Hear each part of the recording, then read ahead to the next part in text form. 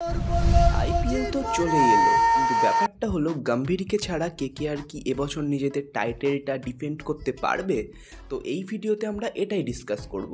তো তুমি যদি কেকেআর এর ফ্যান হও এবং চ্যানেলে নতুন হও তো ভিডিওটি অবশ্যই লাইক করে চ্যানেলটিকে সাবস্ক্রাইব করে রেখো।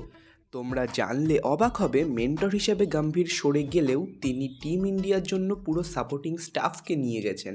কিন্তু বস, এটা কেকেআর, ইম্পসিবলকে পসিবল করাই কেকেআরের কাজ।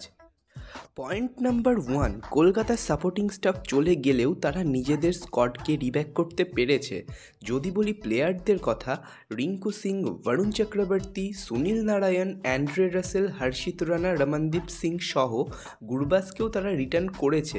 আর চ্যাম্পিয়ন্স ট্রফিতে যদি আমরা হর্ষিত রানা অ্যান্ড বরুণ চক্রবর্তীর পারফরমেন্সের কথা বলি, তাহলে তো সেটা তোমরা সবাই জানো তাদের পারফরমেন্স কেমন ছিল। তো এটা কেকেআরের জন্য একটা প্লাস পয়েন্ট হতে চলেছে। আর কেকেআর এমন একটা টিম যাদের ব্যাটিং ডেপথ সুনীল নারিন থেকে শুরু করে রমনদীপ সিং পর্যন্ত। তো অপোনেন্টরা যদি ভেবে থাকে গম্ভীর ছাড়া কেকেআরকে হারানো খুব সহজ হবে, তো তাদেরকে আমি জাস্ট এটাই বলবো, হার কে জিতনে वाले को केकेआर कहते हैं।